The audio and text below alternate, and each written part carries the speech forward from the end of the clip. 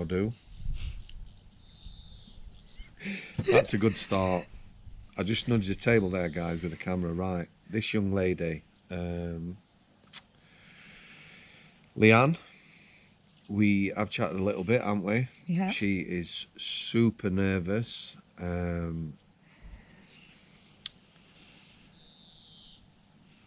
How do we put this? Not the best life. Quite a lot of trauma. In fact, Put it lightly. yeah, to put it lightly, we're not sure where we're going to start this. I think just to help her, yeah, the nerves, settle the nerves and that, we're going to talk about your profession. Yeah. And you are, A holistic massage therapist. in a very husky voice, Yes. explain to people, I obviously know, what a holistic massage therapist is and does. Okay, so holistic means whole, and that means the whole of a person, the mind, body, and spirit. Everything affects everything else. Your emotions have that effect on your body. How you feel within yourself, your spirit, affects your emotions, all of it. So, as a holistic therapist, I'm looking at the whole of the person, not just, oh, that shoulder hurts. We're looking at, why does that shoulder hurt? Is there something further down the body? Is it because they're stressed and they're doing this? Or is it because they're hunched over? You have to take every part of their life into account, and you can tailor that massage to that person. So it's not a routine massage that you give to every person who walks through that door. It's tailored to them. In connection with that, interestingly enough, my missus, I've just taken her to see a chiropractor. Mm-hmm. All these, some professional, some are class professional jobs, aren't they? Some aren't. Yeah. First thing he said, looked at the posture, examination, you know, they ask questions, they know the answers, don't they? Mm-hmm.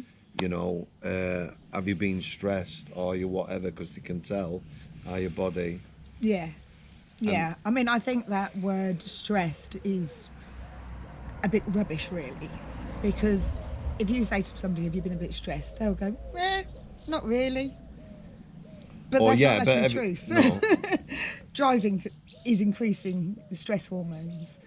Being at work, kids screaming, that all produces that stress hormone, that fight and flight responses.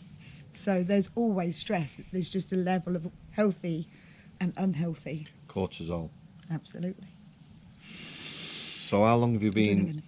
Yeah, and adrenaline, exactly. Does cortisol mimic adrenaline in the body? It accompanies it. It accompanies it. Yeah.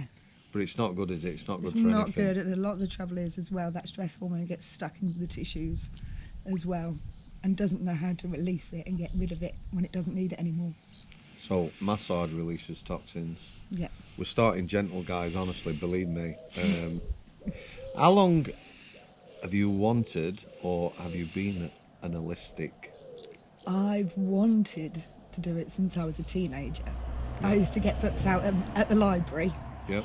on massage, aromatherapy, herbal, everything. I was a hippie from right day one, really. But I left school, got a job, got another job, got another job. And it wasn't until 2011 that I actually qualified, and I trained with the MTI, Which is? the Massage Training Institute. And it's a level 4 diploma with APMP, which is Anatomy, Physiology and Pathology.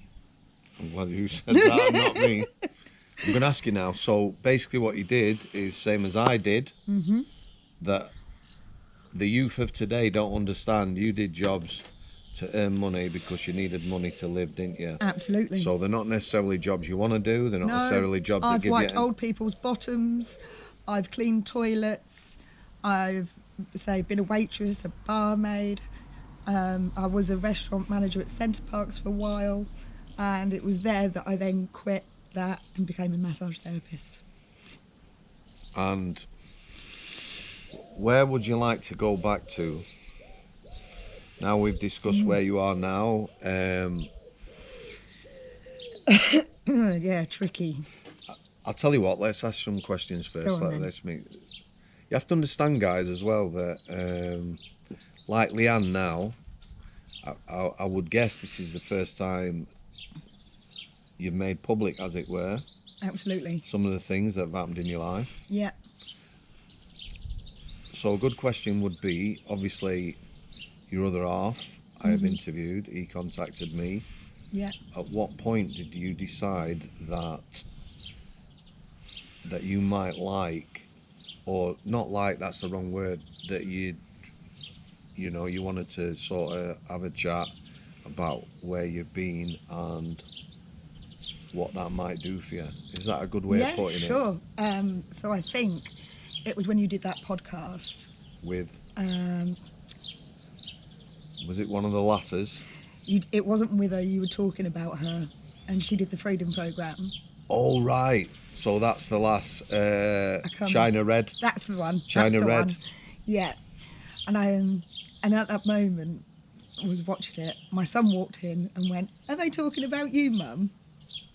And I was like, "No, but my story is quite similar in some respects." And I thought, do you know what? If it helps just one person to know that there is light at the end of the tunnel. Well, you know that sentiment, I know quite definitely that it will help people. I'll put a link in the description, guys, or I won't, young Zach will. What Leanne's talking about, I did just a short vlog. I've been talking to a lass. We started at the beginning of lockdown. I didn't know that she was a real person. I had a gut feeling, and I've told you, follow my gut feeling, that she was a real person. She reached out, someone to talk to. We talked, I gave her advice best I could, or answered some very tough sort of messages she was sending me. She got kids, she was in abusive relationship, whatever abuse that was, whether it's being controlled or violent or whatever. It was hopeless. I could tell, the hopelessness in the messages. However, I'm still talking to her now. At some point, she said she thinks she would like to put it all out there. She's in a similar position to you. However, she's living in some sort of, I'm not sure what the accommodation is. It's like a sheltered accommodation. There are other people there. Are you going to be warm enough out here? Yeah. There's other people there. She's got her kids. Obviously, that's a worry. But she's moved on, made that first step. So that's what you're talking about. You saw that and thought. Yeah. I've got to say, again, this sometimes I don't use the right words. You can try but you've had quite a dog's life. Obviously not Stephen, my dog, but no, he's got a good life. Yeah, but people will understand when I say that, not the best. And No. I've got to say, I'm amazed some people, I'm amazed that we're actually here talking. So you don't have to discuss anything that is not comfortable. You've already said some things that have like completely, So away you go. Growing up, do you want to talk about growing up? Yeah, so I grew up in Wellingborough, Northamptonshire. My mum and dad split up when I was 3 years old. Can you remember any of that, or? Not really. My stepdad, who was our next door neighbour at the time when my mum was married to my dad, he then became my stepdad. And I remember bits and pieces. Sort of when my mum left, we lived with my auntie for a while. I remember those bits. Grew up on a rough council estate as well in Wellingborough. It was quite funny when we moved to Norfolk because they kept telling us that Norfolk had a drugs problem. It was like, yeah, no. No, not compared to... Do you know what? I grew up on a couple of different council estates. Do you think, looking back, well, to me, they were normal places. I lived there, and other people who perhaps, kids who, maybe lived elsewhere, they got nice posh houses, or that's what I thought. Yeah. Do they think it rough? Because I never did. I look back on it now and think it was rough, but only because now I've got so used to Norfolk. Because, I've left my keys in my ignition overnight, and my car is still there. I've got to say, guys, I have pulled up in a little village. You can hear the birds, nothing else. Very peaceful, fresh air. And a lot, actually, I've already said, haven't I, that actually probably the last 60 miles, very open, countrified. I weren't sure, whether it'd be going through towns or... Yeah. It has been, it's been a nice journey down here, so... Norfolk's a lovely place, the whole of it. There's so many beautiful places around here that even if I won the lottery, I wouldn't want to move. No. But yeah, so they split up. We moved to Norfolk. My mum, stepdad's sister, in about 94, 95. And,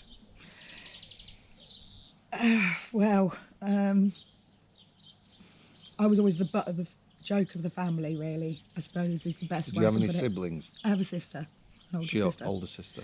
Yeah, who was always the favourite. Tall, blonde, intelligent, academic, straight A student, East Midlands netball team, grade 8 piano, you name it, she did it. She was the golden child, whilst I was the other one, the disappointment. Did you feel that yourself? Always. Did you feel that you were underachieving, or were you made to feel that you were... I thought I was a piece of shit, and they treated me like I was a piece of shit. Really? So... What was the age difference? 4 years. I always said it was a bit like that Arnold Schwarzenegger film, Twins. Oh, yeah. With Danny... I was Danny DeVito. Trust me, you're nothing like Danny DeVito. No, but all my life I was told that I was short, fat, ugly and thick, and that I'd never achieve nothing. I was told that there would be no point me doing my GCSEs because the grades I was going to get weren't going to be worth nothing anyway. Was that school telling you that, or was that... That was my mum telling me that. Someone had to fill the shelves at Safeways, is what I was told. Do you know what? Right, we've talked about jobs, haven't we? Yeah. People, how they grade jobs. I hate that, mate. Oh, absolutely. Because, it's like looking down at carers and people. Yeah. And I always said it's strange as well, because when I was a care assistant and people ask you what you do for a living, you go, I'm a care assistant. You go, oh, wow. When you say I'm a barmaid, people go, oh, right. Did you enjoy the care assistant? Yeah, I loved it. Did you enjoy the barmaid? Yeah, loved it. I got kind of stuck in the bar industry, barmaid, waitressing, restaurant manager at Centre Parks for a while. Do you think that, right, I did engineering, 22 years in engineering, a lot of shite jobs, a lot of shite hours, a lot of shite money, a lot of dangerous jobs, a lot of dirty jobs. However, it's what I knew, and me now, I'm thinking that it was also comfortable staying in that environment. I think it was once I got into it, there's always jobs around that. Yeah. So if you come out of one of those jobs, you can walk straight into another one of those jobs. But yeah, I did enjoy it. Sorry, it's my tablet alarm. Oh, is it? I thought, is he having a laugh? Does he put some crappy CD on or something like that? No, but it's my drugs alarm. Can you think of a point where you didn't feel worthless? Were you at home when you started working still? I left home when I was 16. Which is a very young age. Yeah, I'd literally just turned 16, my birthday being in July. So yeah, I'd done my GCSEs and then moved out. Is that what you wanted to do? Or was it was not a bit a of choice? both. It was a bit of both. My mum always told me I was going to be chucked out when I was 16 anyway. I got together with a boy when I was 15. He was 7 years older than me, and I moved in with him. And then, I've been with him for a while, and then that's when I met my ex-husband when I was 17, and was with him up until last year. So how long were you with him altogether? 19 years. It's a long time. It was a long time. Yeah, it feels like a lifetime ago now. When I look back on my life now, it feels like, wow, was I ever that person? how far I've come. No, it's still very raw in it. It's not a long time ago that we're going to be talking about, and there is a lot to talk about. Can you, even at this early stage now, I don't like the word hindsight, I don't use it, but on reflection, is it something now where you can already start to look and think, you know, that's now, this is where I am, and start sort of looking? Absolutely. And I said to you, one of the best things about now is I can look at my future and go, I don't know what's going to happen. And that's actually a really wonderful thing. I have always said in life, you know, people talk about people who have no careers. You know, I remember hearing somebody on radio too, this guy's 60, he's never had a career, he doesn't know what he wants to do. Yeah. And somebody said, you know what, that's an amazing thing. Yeah. You don't have to have your life mapped out. You don't have to have a plan. No, I certainly didn't. and certainly with the sort of things you've experienced in life, again, experienced is not really, you know, it doesn't start to grasp the things or whatever. No, people always used to say to me, you've got an old head on young shoulders. And I thought, well, I've had to. I had to grow up quick. I didn't get a choice in that. That was just the way my life went. My only real happy childhood memories were with my grandma. And she died when I was 7, just coming up to 8. And for a lot of years, I wanted to die and be with her. Because I thought that was the only way I was ever going to find any peace. Even when you're young? Even when I was young. I tried to commit suicide a few times when I was a teenager. And I used to cut myself, cigarette burns. I really, honestly hated myself. And Did you talk to anyone about that? Or was it just... I didn't. You internalised it and just... Yeah, I mean, as far as my family were aware, I was just a troublemaker. I was just pain, basically. They had no idea how little I thought of myself, nor did they care, to be honest. And as far as they were aware... Are you all right now? Have you... Yeah, it's starting to get there. Apart from my voice keep going croaky. That's okay. We like and a us little gay. bit, and a little bit. And it's not because it's cold, it's just... Yeah, listen, if people don't understand, you're putting something out there, you know... I mean, as you say, there's so much, it's like, I don't know where to start. Can I ask you now, because it's something I've asked people before, or maybe I haven't, but I'm thinking, so you've got 2 kids now, they're quite young. Yeah. Will you be happy, you know, in years to come, whatever, that your kids might sit down and watch this? Yeah. And I hope they can be proud of me. I can hope they can think that we didn't realise how bad Mum had it, but how good she made our lives. I hope they... We're both going to end up in tears on this one. Do you know what? I can already feel myself... I know, God.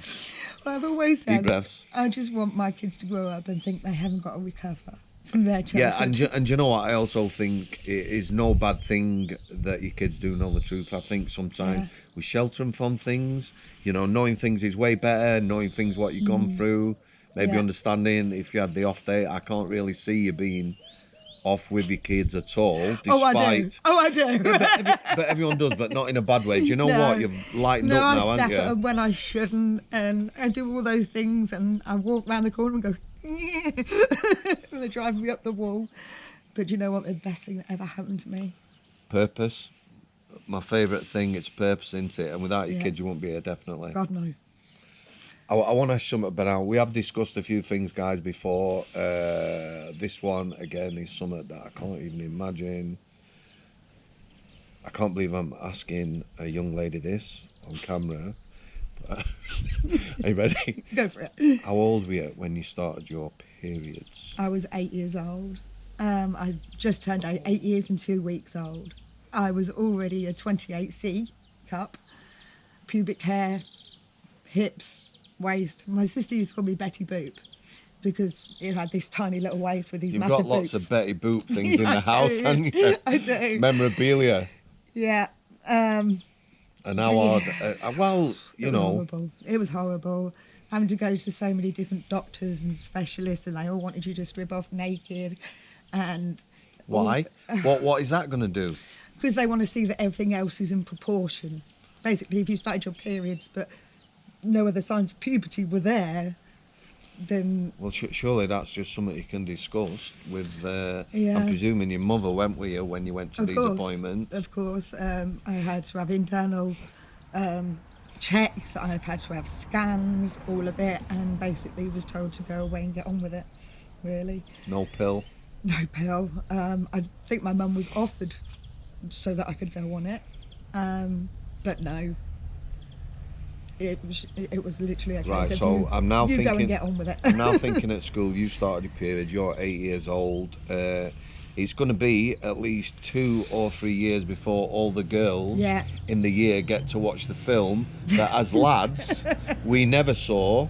Really? No. When I was at school, I remember we had a teacher, so all the girls go off, hush, Yeah. to watch a that. film. Yeah. So one of the teachers, Mr. Walker's, sort of got all the lads together. Right, we're going to talk about periods, so we're all like, you know. Yeah. And then he sort of gave us his own talk, which I was grateful for. But yeah, at that time, lasses say it, you didn't get to know about that, which was shite. So you're 8. Yeah. So, well, there's 2 sides to this. Mhm. Your mates or other lasses are going to be... I was a loner. I was a real loner. Were you? Because I didn't fit in anywhere. I didn't fit in with the girls my own age. What? Because I was What more about mature the than lads? them. With the lads, was the unwanted attention because of Obviously. And I used to get the, oh, you've got tissue down there. And yeah. I mean, I've got a photograph of me when I was about 9 years old and we went to New York on holiday. I've got a strapless bikini on and it's like, I'm womanly, but I'm still only 10 years old, I think, there. It wasn't fun. People older than me didn't want to hang around with a kid. And as people my own age, they were still playing with dollies. I didn't want to play with dollies anymore. Did you get bullied? I didn't really get bullied because I was this height when I was 10, 5'2", but I just stayed there. I liked it so much. I thought, that's it, I'm done. As opposed to the Amazon, like your sister, Yeah, netball champion and the like. yeah. Again, I can't even imagine. Obviously, so if I look at myself, you know, you sort of get 15, 16 or 14, 15, 16, you get a bit curious about yourself. You know, you're growing up, going through changes. Mm-hmm. As an 8, 9, 10-year-old, so you've got no one to talk to about that? No, I mean, I knew about periods, but I also knew it shouldn't have been happening to me then. And of course it happened and I went, Mum! And she came in and she asked me if I'd stuck anything up myself. That was her first. Oh my Lord. Yes. And even later, she was saying about how she didn't have any help. You know, she wasn't given any guidance or any help for her to help her deal with it. Okay. Moving swiftly on. Yes. So yeah, I've never been said goodbye to my family or ex-family or blood relations, and I've finally realised that my life is better without them, and I have nothing to thank them for, and I owe them nothing. That's truly sad. It is sad, but it's the best decision. not sad from your point of view. I don't mean it like that. You know, again, we briefly discussed this, haven't we? The fact that, you know, when people have problems in life, you know, the family aren't there for them, don't support them. And they never have been. And in some cases, you know, problematic relations, you end up supporting the partner as opposed to their own siblings or... Yeah, well, this was another thing that, having seen a psychiatrist, she said to me, because I had a mother that was abusive, I then got into a marriage, a long-term relationship that was the same, because that was what was familiar to me. that is what was normal to me. Do you know what? I've often thought, you see it like for like, people come out of abusive relationship into another. Yeah. I've And never you heard, think, why? yeah, but I've How never heard that daft. word used before. Familiar. Obviously, I know what it means. Yeah. But for somebody to say that is familiar, then straight away in my head, I'm, well, yeah, okay. Yeah. And you live for those nice bits. You keep holding on for those little moments of affection. And all the rest of it. So was that with your mother? You were looking for them little bits, and then Oh, I think right up until last year, I was looking for her approval. I was looking for her to tell me that she was proud of me and that she was sorry. Even though I knew that was never going to happen, yeah. there was still that little part of me that just still wanted that so much. And now I've let that go, I'm in such a better place. Yeah, but it's still got to be difficult. It was, because I've always had a thing about family. And, you know, it didn't matter what they did, they were my family. She was my mother.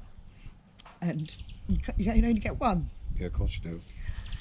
So, and I used to think, oh, maybe it's because of something that happened in her life that made her like that. And I used to give them all the excuses in the world to justify what they had done Why to do we me. do that as well? People do, don't they? Yeah. Until I realised, you know what? It doesn't matter. It doesn't matter what happened in her life. I've had a really shit life. I'm never going to treat my kids like that. Never in a million years will my children ever know the kind of thing that I had to deal with. They will know that they are loved and that they can achieve anything they want to.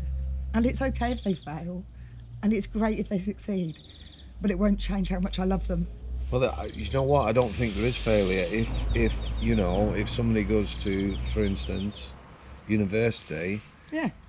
to get a qualification to become, you know, a university lecturer, and they never become that, it doesn't matter, does it? Do you know what? As long as those children grow up to be fairly rounded people and they're happy, that's all I want for them. I don't care whether they're picking litter off the street or whether they're a brain surgeon. You know, my love for them will never change. And all I want is for them to be happy and to be happy within themselves, because it's taken me a long time. And it's still ongoing. Listen, might take another 10 years to truly, however, but I know I'm on that path now. Well, yeah, you know, that's something else that people do, isn't it? Again, it's nothing like, but when people get out of prison, people think that, you know, it's automatic that... That's it, you're free, you're done. It could be 10 years before people get any normality back. Yeah. Or happy, or, you know... Yeah. Yeah. Which, again, don't matter, but just because... you know, you've managed to get out of a relationship, don't mean you're instantly going to be happy, and there's lots of things going. No, I mean, and I've realised so many more things since I've been out of it. You know, all the little things that I wasn't allowed to do. And the prospect of, I don't know what I'm going to do for tea tonight. Well, give an example of what you can do that you couldn't do. Oh, I can move ornaments. I can polish and not put ornaments exactly back in the right position. If I want to change the furniture around in my house, I can do that. If I want to paint the walls a different colour, I can do that. I haven't got to ask for anyone's permission, and I'm not going to be told no. I mean, it's the stupid things that I used to lie about as well. Like, if I was getting petrol, I'd obviously have to ask for petrol money. But I'd do it just under that 20 quid so that I could buy a chocolate bar. And then I'd hide the wrapper. Because when I used to eat, I used to get, should you be eating that? How many of those have you had? Wow. I used to get my mileage checked on my car to see if I'd been out. That is like next level control, that, isn't it? If I did go out, I was given a curfew. I mean, my friends used to die because they used to say, oh, you come over tonight. And I used to go, well, I'll have to ask. And I'd ask. Talk about the cooking front. Oh, so every night. Are you sure you're warm enough? Yeah, I'm fine. You feel all right now? Yeah. Yeah? Just my energies are... Yeah, okay. We're good with that. Yeah. Yeah, so cooking meat, veg and gravy every night, pretty much. You know, sort of spaghetti bolognese and pizza was foreign food. And it had to be at the table at the right time. So I couldn't do it for the moment he walked in the door because he'd want a cup of tea and a cigarette first. But I wouldn't always know when he was going to get home, so I just had to guess that. And if the meat ended up a bit dry, because I'd have been trying to keep it warm, Yeah. you know, I was in trouble for that. Thank you, darling. Oh, bless him. See? Such an improvement, don't you think? Yeah. But they're just little things, aren't they? Oh. Or normal for some people. And it was so normal for me. I mean, I couldn't have short hair. I wasn't allowed to dye any other colour other than red. Was it absolutely every single aspect of your life? And even if he said, "Oh well, I'm not telling you what to do," Are you all right with if the yeah, it's neighbours are about? fine. Yeah. Yeah, they're quite aware of stuff as well. Yeah, he would make it known that it was not to his liking. It wasn't. He said, "Well, I didn't tell you you couldn't do that, but if you did do it, you'd know it." And again, it's not the right word, but Yeah. living like that, are you fully aware in your day where you're at? For instance, you're aware that, right, I need to start cooking his tea now. I've got sort of... Oh, everything. My life was bang, What bang, about bang. nail polish or wearing jewellery or... So I had to take my nose stud out when we got together. Didn't like that. Jewellery, he only liked gold jewellery, really. He pierced my nipples and my clit hood. Oh my God. Yep. So, and of course, now I know that actually comes under genital mutilation as well.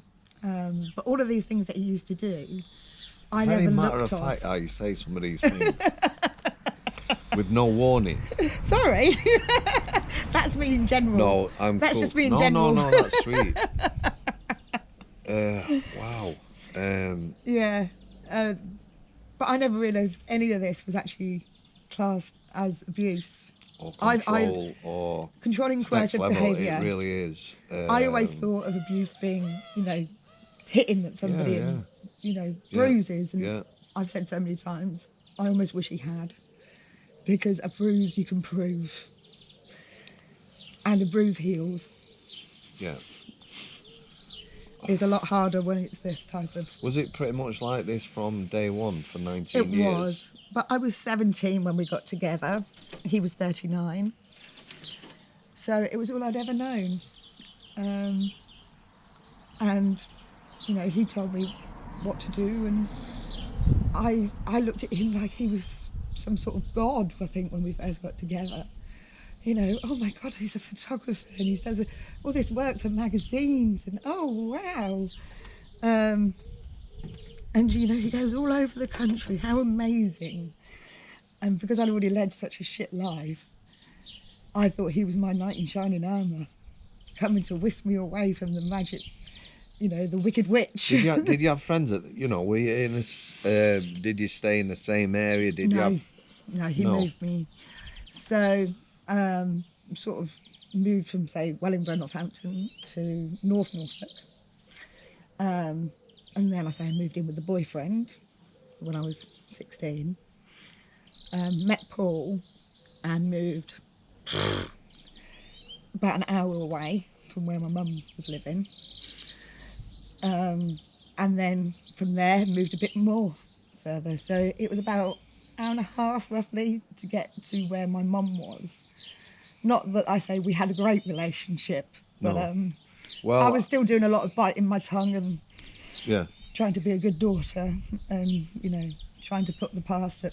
Did you have a phone? Were you allowed a phone? Or I was allowed a phone, although I didn't even know things like Google Maps because he didn't like me going out. He used to take the sat-nav with him all the time.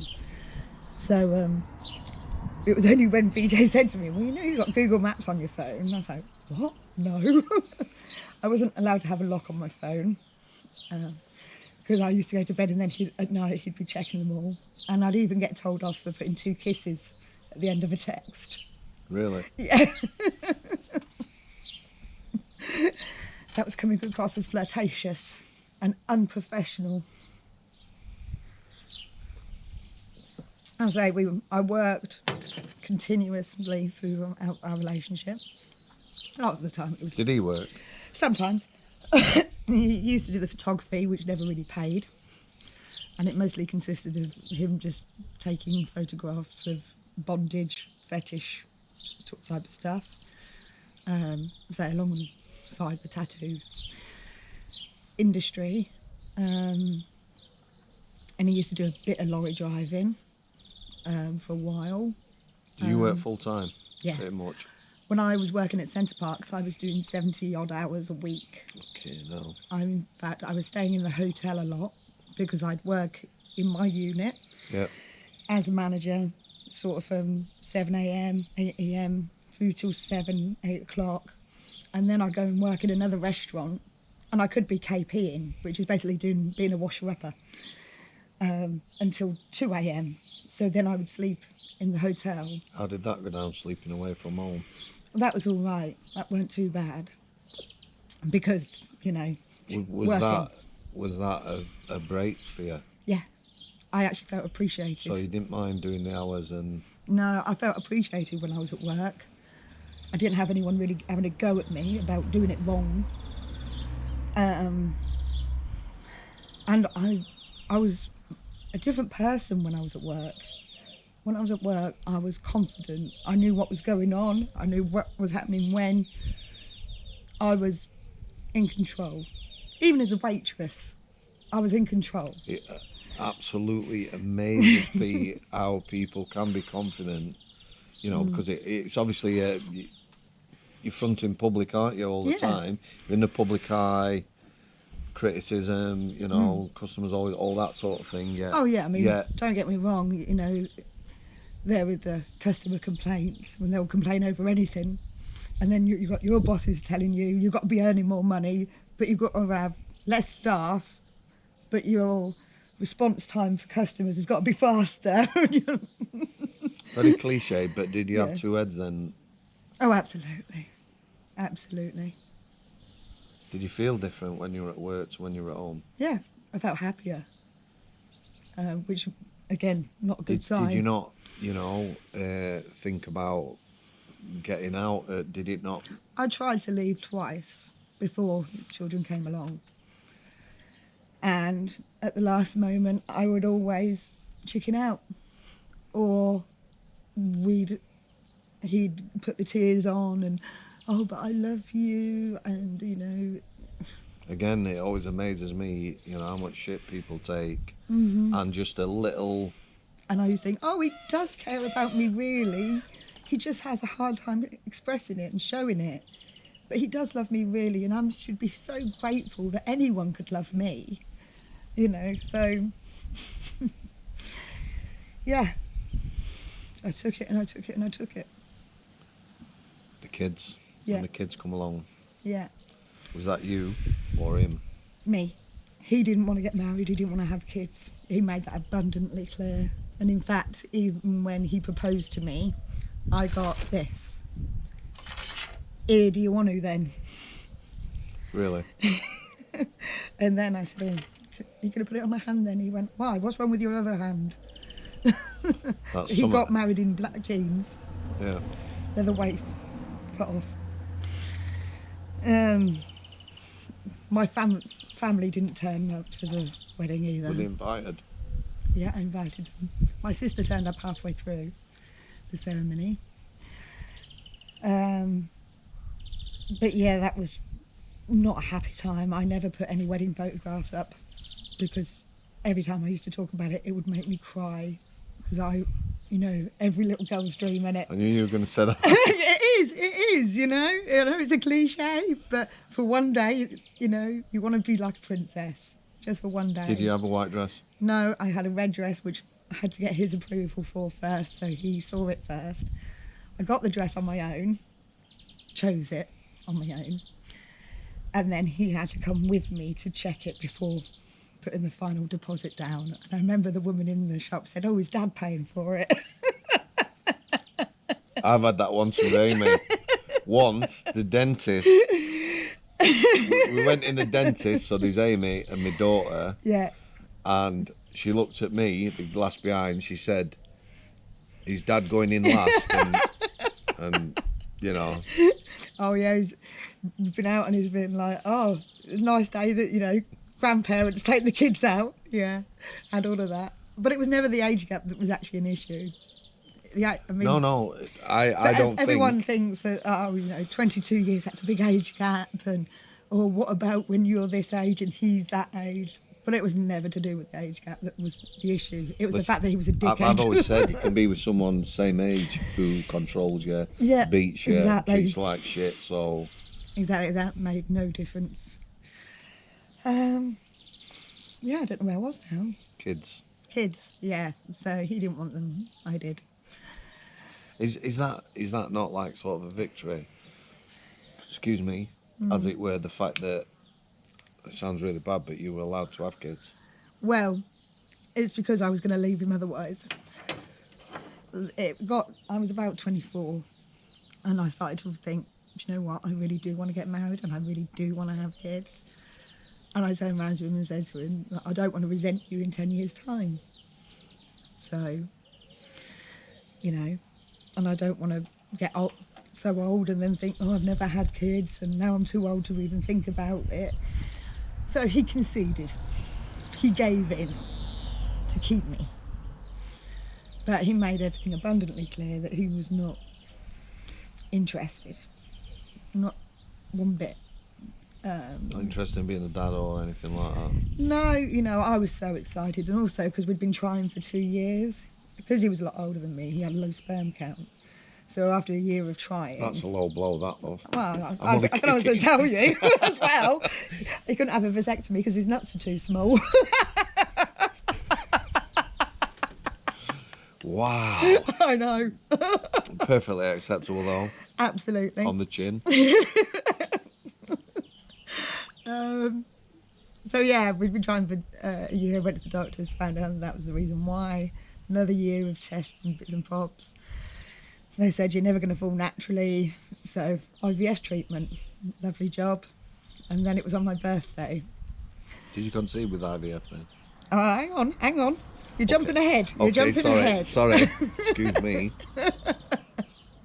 And I got a letter saying, "You no longer qualify to get IVF on the NHS," because he had 2 children from a previous relationship. Oh, yeah. So I thought that was it. I'm never going to be a mum. Absolutely heartbroken, as you can imagine. You didn't think that leave him and find someone else? No. I was completely in love with him. Absolutely in love with him, which is why I did everything I could to please him. Just that whatever I did was never going to be enough. And then you start to think that you're not enough. And now I can realise he wasn't enough for me. But, again, off topic. I was just about to do my exams for my massage course, and I was about 3 weeks late. And I thought, it's probably just exam stress. Yeah. I don't want to get my hopes up. Anyway, so I did my AP&P exams, and afterwards did the pregnancy test and just could not believe it. Couldn't believe it at all.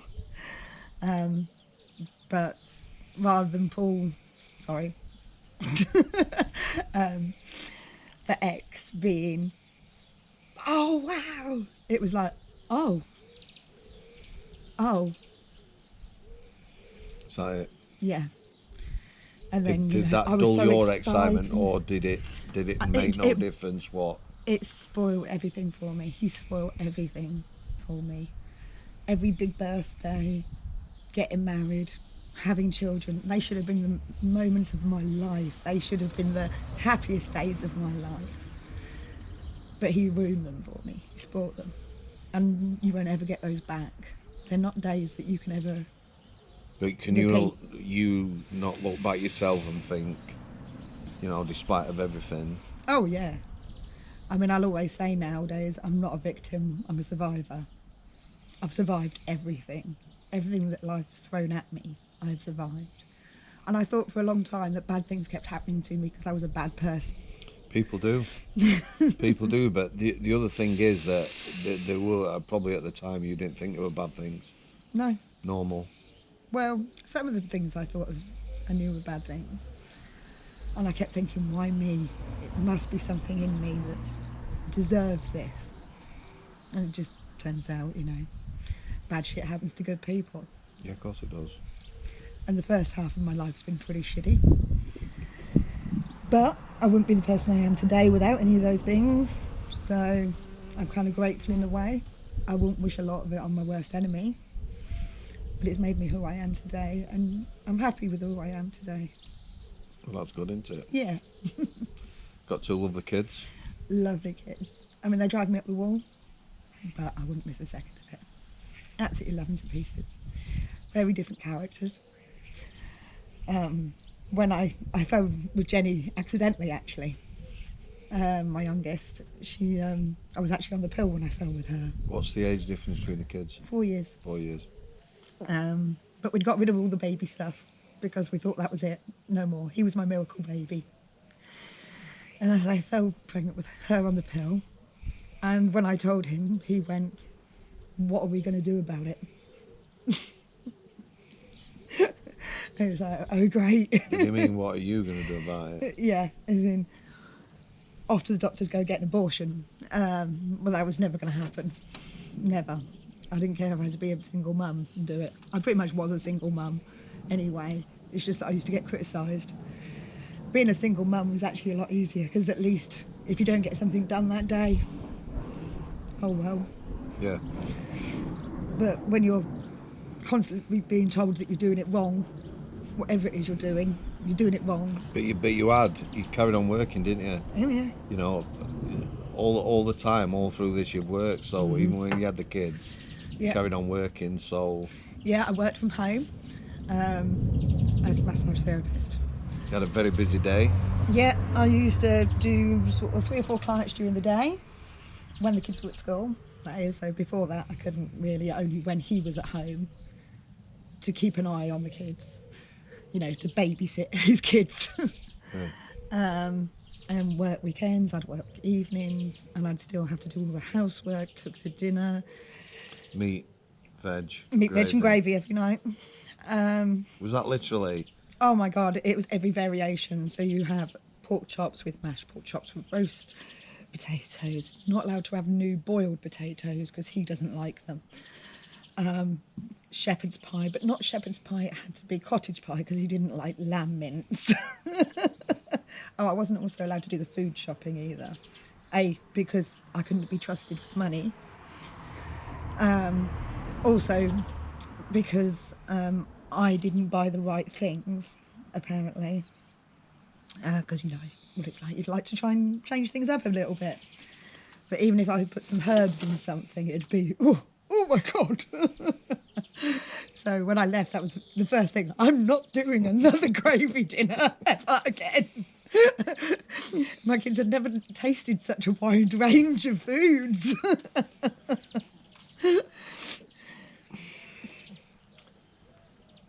I'm just at a loss, really. Yeah, I'm going a bit all over the place with this. No. But... I don't mean at a loss like that. Not at all. I mean,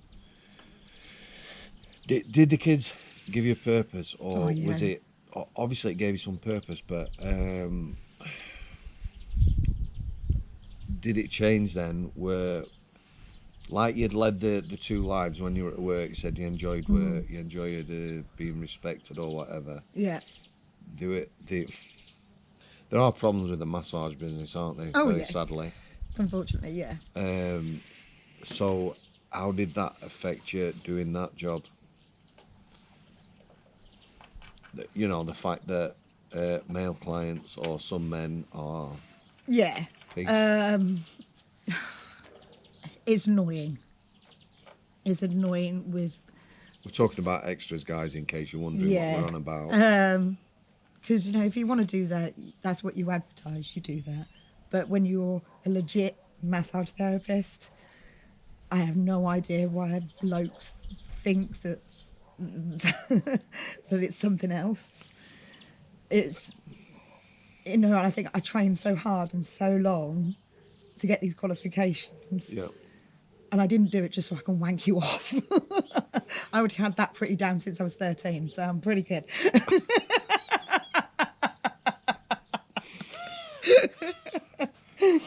Sorry.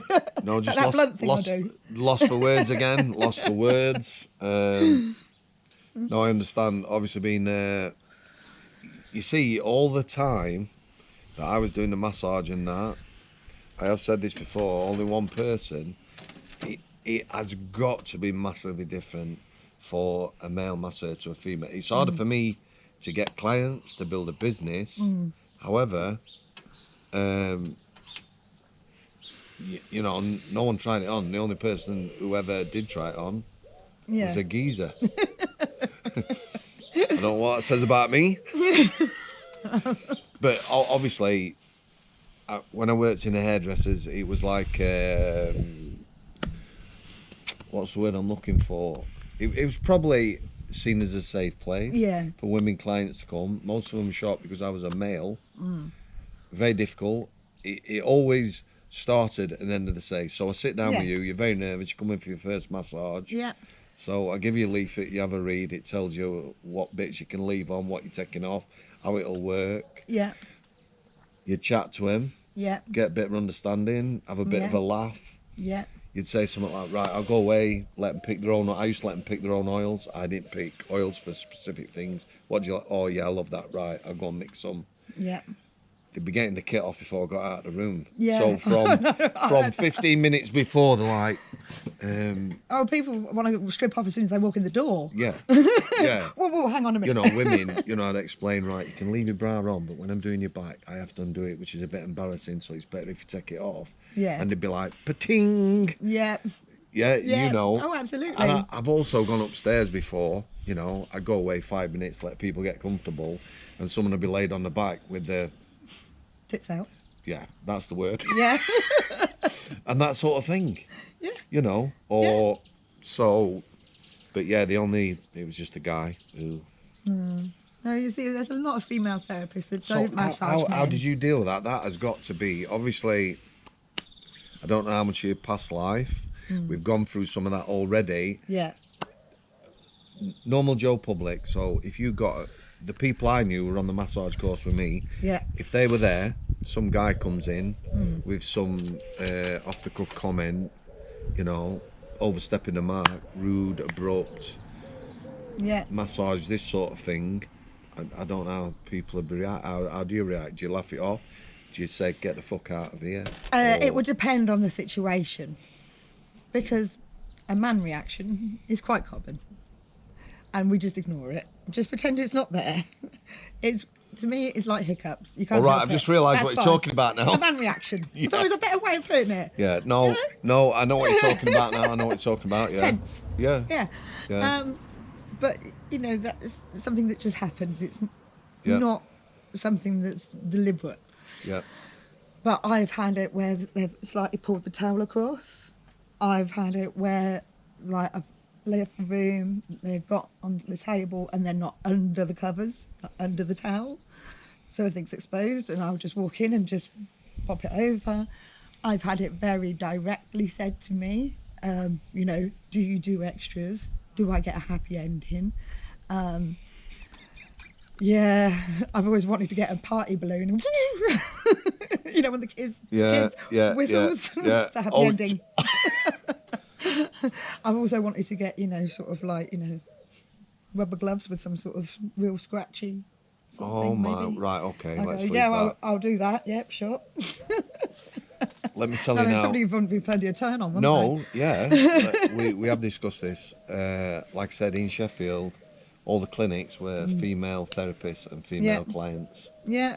Well, I didn't want to stop doing men because it's not fair on a lot of men who just want a massage and know that a massage is just a massage. As I said before, you wouldn't ask your physiotherapist for extras, so why the hell do you think it's okay to ask a massage therapist? Well, I don't know. And you see the adverts that are for that kind of service. Yeah, of course there is. They will say sensual one-to-one or whatever. Yeah. Whereas you can see my advertising literature that there's nothing that you could even think. Very different. For me, I had to be ultimate professional for obvious reasons. You know, if you touch someone, what they think's inappropriate or whatever, Absolutely. boom, you're done. Same. And you can also in a lot of trouble as well. Yeah. And if people have never done that, they won't understand. It was probably one of the hardest things I've done in my life, that. Yeah. And Because it was all female clients. And also, there's certain parts of the body where the boob might go a bit east and Well, west, and you you're know. trying to do this bit, and you don't want to get a bit of well, side boob. It is right. Yeah. And in 2 or 3 years, when I was trying to get established or whatever, probably had 10 male clients, that's all. At one point, I had more male clients than female clients. And I had a lot of American clients, and they were all fine.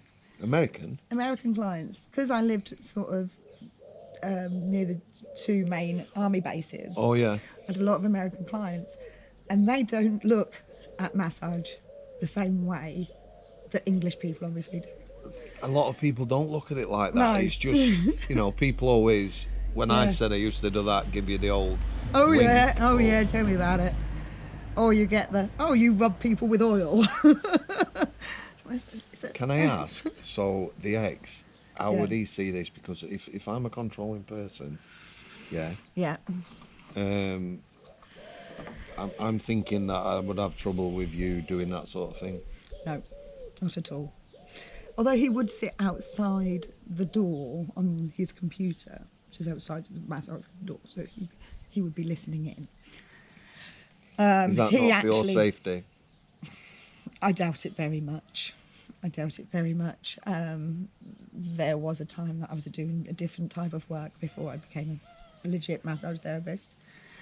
And he was quite happy with that because he knew about it. There was no secrets, nothing behind his back, and he was benefiting financially.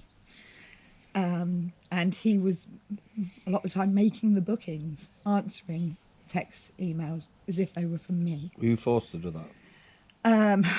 I think forced is a hard word. Because when people say forced... Were you expected to do that? I was coerced. And because I was so much in his control... Yeah. I went along with it because I loved him and I wanted to make him happy and all of those things. And he always made it sound right. So it made it sound like it was a good idea. Made it so you thought it was your idea even. That, you know, you had discussed this together. You hadn't really discussed anything. He'd told you, but he was just very clever with words. He wasn't working. Again, we got into a lot of debt. And then it was, well, why don't you do massage with extras? I wasn't a qualified massage therapist at this point. And in fact, stupidly, I went, but I don't have any qualifications. I didn't realise you didn't have to if you were doing that. No. And then it was, oh, well, what if you took it a little bit further? Well, what if you took it a little bit further than that? And, oh, it'd only be for maybe a couple of weeks, just until, and then it was a couple of months. And then a couple of months turned into a couple of years. Really? Yeah. Is there no shortage of takers? No, none at all. You would be amazed, absolutely amazed at the amount of infidelity, I suppose, is the best word. Yeah. I mean, some of them were single men, but a lot of them were married. Do people literally just come for the happy ending, as it were, and then they're off? Yep. Yep. Very matter of fact. Yeah, most of the time. Did you get repeat customers? Yep. Yep. I am going to be, at some point, hopefully, having a chat with a lass who, she worked in luxury flats, penthouse, Yeah. doing the happy ending bit, Yeah. and she worked on the streets Yeah. of Manchester, and she said she preferred working on the streets of Manchester. Obviously money's not as good, more dangerous. she said she preferred it because it was done and dusted in 5 or 10 minutes. Yeah. There's no chatting. She says being in a room with someone for an hour, having to talk to them and make small conversation was way harder than just being on the street. Yeah, I suppose there is a part of that, but I can't say that there was an awful lot of small talk either. You know, like an introduction, kind of get the paperwork, get the money side of things done first, Yeah. and then pretty much down to business. But yeah, I was always happy for the ones that came quick, shall we say? Looking back now, what do you think of that? Is it just... I'm ashamed. I'm disgusted. But I've also learned to forgive myself. Well, I didn't think you'd say ashamed and disgusted. And again, you know, not blaming yourself for something like that is... Yeah, it's a hard thing because I feel like, yes, I definitely was coerced into it and I was controlled for a lot of years. I didn't even realise it. And it's something I definitely wouldn't have done out of choice. It was definitely not, oh, I think I know what I'm going to go and do. Yeah. And I wish I'd been stronger. I wish I'd said, no, I'm not doing it. And I wish I'd realised a lot sooner. I wish I'd got out of that relationship a lot sooner. But I didn't. And I've got to forgive myself for those things. Yeah, I don't think you can sort of blame yourself on that. And it's very easy for people who, in anything, but particularly in relationships like that, where, you know, I'll go back to that lass again, Red China, right? She said she was taking shitloads of medication. Yeah. She was told she was worthless constantly. I don't think there was physical abuse. Yeah. However, the mental stuff can be far worse sometimes, Absolutely. like you say.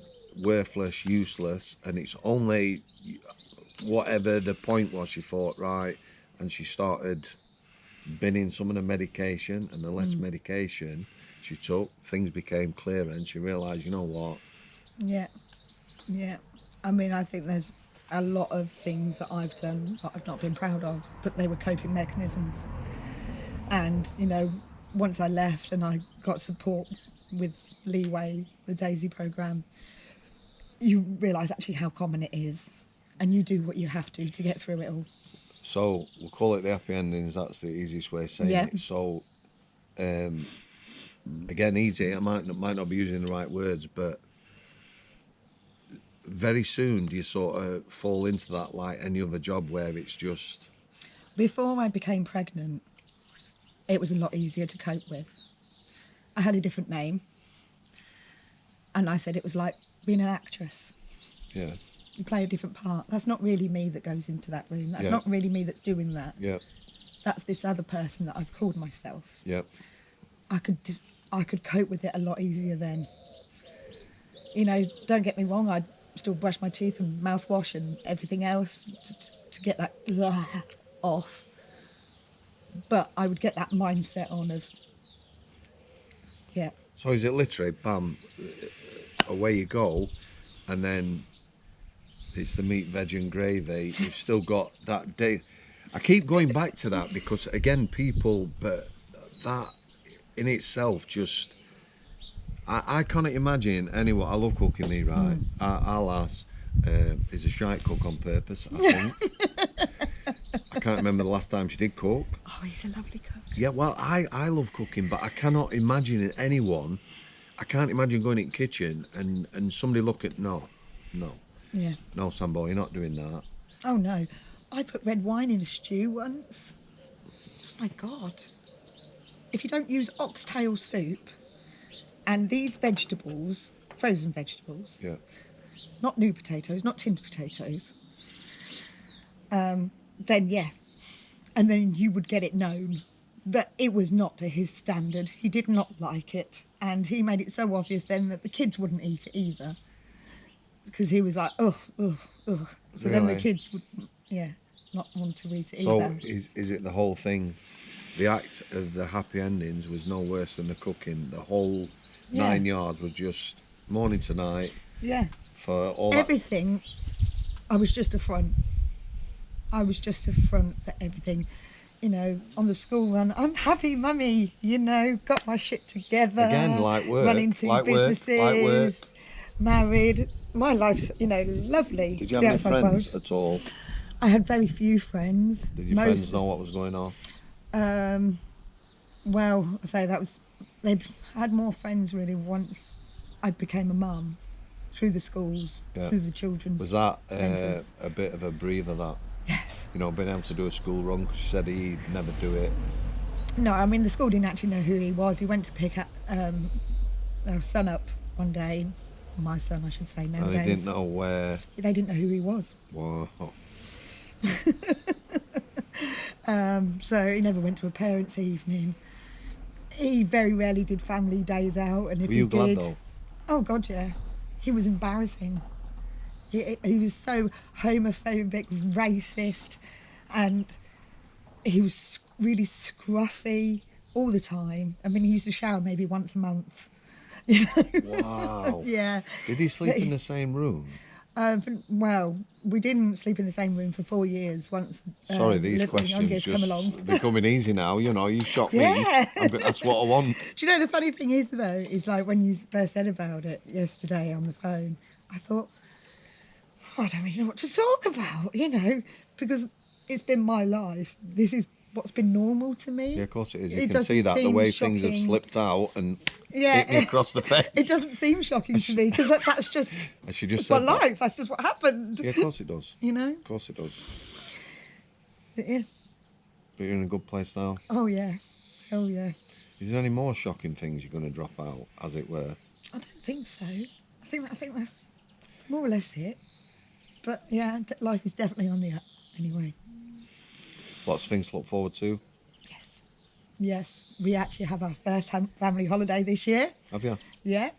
You're not doing a staycation No. in this lovely back garden? We could, but no. No, we're having a caravan for a week. So really looking forward to that. And it's just so lovely doing fun things with the kids, where the kids are actually able to be kids. Because before it used to be everything had to be put away and clean and tidy, and you know they're not playing with that properly. No, your house is very comfortable. Thank you. You know. Yeah. No, it's me now. Whereas I think before I just felt like a lodger in someone else's house. It was my job to keep it clean and tidy, but I got no say on how it was decorated. How much is it still weighing on you? It's how long funny. would you say you've been free, as it were? It's not a long time, is it? No, it's been just over a year since I left that relationship. Wow, you see, that is it's no time at all, is it? No. And it's amazing how many things since I left that I used to go, oh, I don't have to do that. Oh, Did you still think that today? yeah. With things? I mean, I sometimes think it's hard for my other half because he still has to listen to me talk about things, you know, ex-wise. And it's never nice talking about your exes. No, But of he course it's also not. It's very knows difficult. It's sort of therapeutic to get this stuff out. It has. Do you think we've talked about this as well? You don't have to talk about everything, but it has made you quite ill, has it not? Oh gosh, yeah. Yeah, I mean, I would just run myself into the ground trying to be everything to everyone. We've talked about stress causes. Yeah.